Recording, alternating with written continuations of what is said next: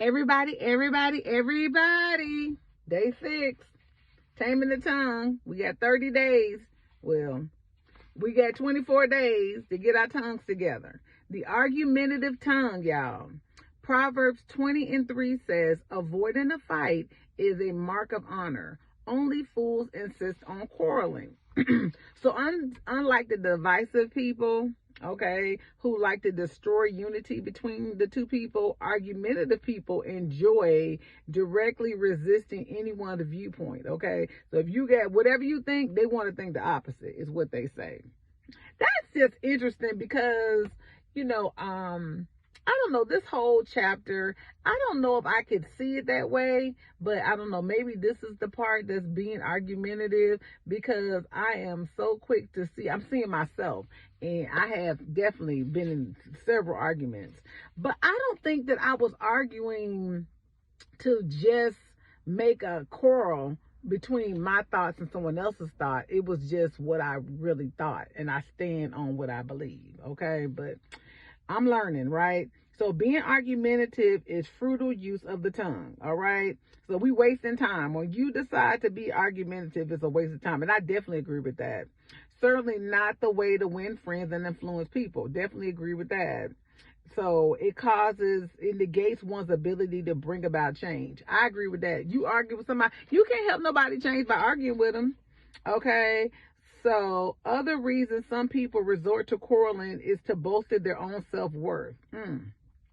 They can only feel good about themselves by attacking the validity of other people's opinions, philosophies, or beliefs, and then maneuvering them into defending their own position. A quarreler's goal is not to add value to someone's life by showing them the error of their ways, but but to just influence them to think how they think. All right. So I like how this the author says that the best way they avoid quarrels with other people is just be like, okay, that's your opinion, and I like that. There you go. That's your opinion. Let's go with that. So Proverbs 17:14 says, beginning a quarrel is like opening a floodgate. So drop the matter before a rebuke breaks out. I just think that if you see yourself, what I've learned about me when it comes to being argumentative, recovering from argumentativeness, is to just be like, okay, that's what I do. I say okay, but I am definitely one that stands on my beliefs, and there it is.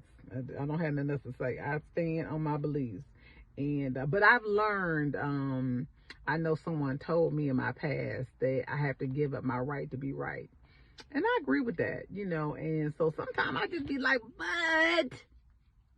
But I've learned. I mean, I don't think I always get it right, but I've learned.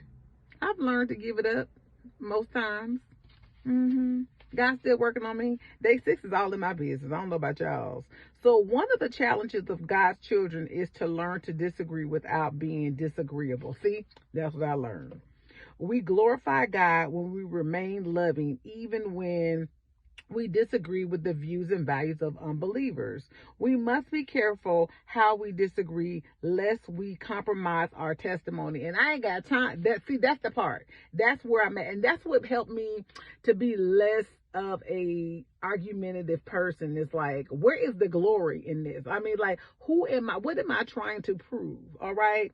So if you have a tendency to be contentious or argumentative, remember that it costs you absolutely nothing to respect someone's opinion, especially on a matter that has no internal consequence. So I like to just vent. I let people say what they say, and I go to my friends and I'll vent about it, because I just sometimes have to get it out. I have to just process what just had happened. But I realize I'm learning that, some people you can't even do that with, because they're not receptive to it. So I find other avenues to do it, journaling about it, writing it down. But you can't bring that to because everybody doesn't want to receive it because they got their own stuff, right? So, but that's just something I learned about that type of thing. But, if you have good friends that you can process with, definitely go to them. Like some of your good friends you still can't go to.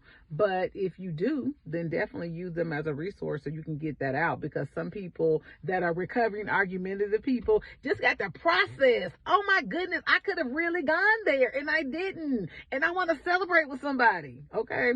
So today's affirmation is, I will resist becoming contentious by respecting everyone's right to have his or her own values and views.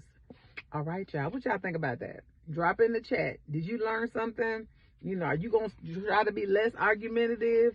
All right, y'all. We learning together. All right, everybody.